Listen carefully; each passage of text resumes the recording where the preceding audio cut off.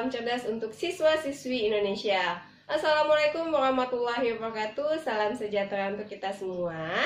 Perkenalkan, nama saya Gladys Retno Maharani, SPD MPD. Biasanya saya dipanggil Teacher Enol. Kali ini kita akan membahas materi tentang bentuk negara, bentuk kenegaraan, tujuan dari negara dan fungsi dari negara. Oke, kita masuk saja materi yang pertama, yaitu tentang bentuk negara. Bentuk negara yang mesti kalian pahami itu ada dua, yaitu negara kesatuan dan negara serikat.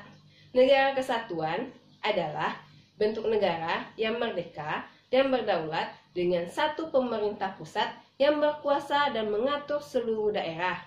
Ciri-cirinya seperti apa? Yang pertama, kedaulatan negara mencangkup kedaulatan ke dalam dan keluar yang ditangani oleh pemerintah pusat. Yang kedua, hanya memiliki satu undang-undang dasar, satu kepala negara, satu dewan menteri, dan satu perwakilan rakyat.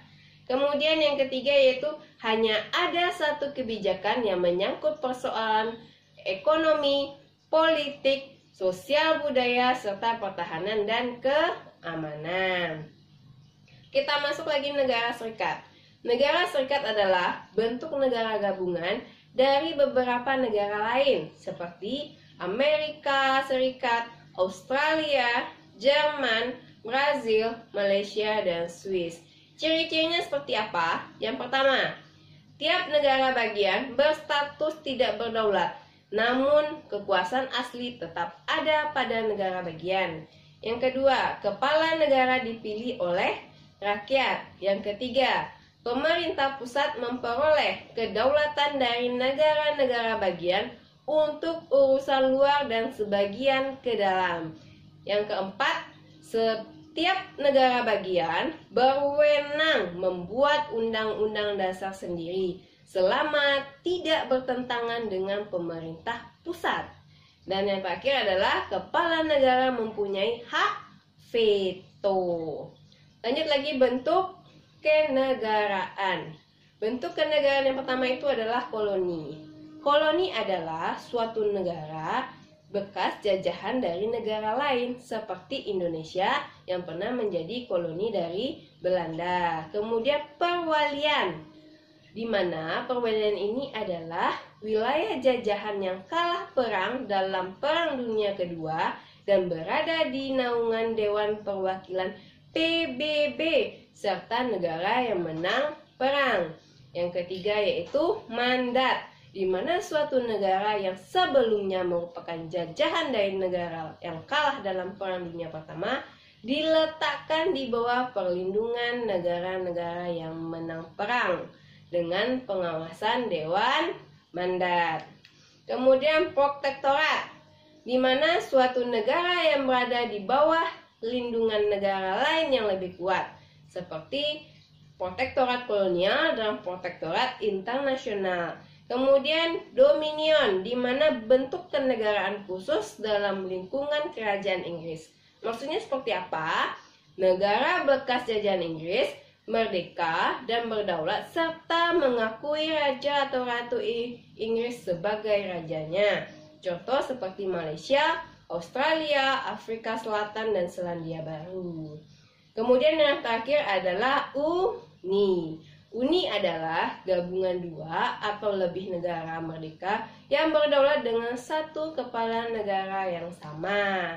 Kemudian kita lihat lagi materi selanjutnya, yaitu teori tentang tujuan negara. Teori tentang tujuan negara itu yang pertama yaitu tujuan negara mencapai kekuasaan. Yang kedua, tujuan negara adalah untuk perdamaian dunia. Yang ketiga, tujuan negara adalah jaminan hak dan kebebasan. Kemudian dalam perkembangannya, tujuan negara berkembang menjadi paham-paham atau ideologi seperti fasisme, individualisme, sosialisme, komunis, dan integralis. Materi selanjutnya yaitu teori tentang fungsi negara. Yang pertama, fungsi negara menurut Jacobs, di mana ada fungsi esensial, fungsi jasa, dan fungsi perniagaan. Kemudian menurut Matsifar, ada fungsi memelihara ketertiban dalam batas-batas wilayah negara dan fungsi konservasi. Kemudian fungsi negara menurut John Locke, di mana fungsi negara menjadi 3, yaitu fungsi legislatif, eksekutif, dan federatif. Sedangkan fungsi menurut Montesquieu adalah fungsi legislatif, eksekutif, dan yudikatif. Kemudian kita lihat lagi tentang Negara Kesatuan Republik Indonesia. Apa saja cita-cita dari NKRI? Yang pertama adalah terwujudnya negara yang bersatu, adil, dan makmur.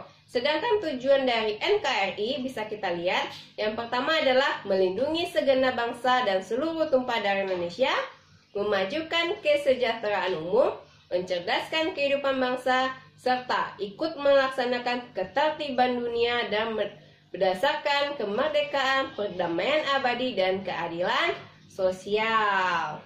Nah, itu cukup sekian materi saya hari ini. Mohon maaf apabila ada salah kata. Assalamualaikum warahmatullahi wabarakatuh.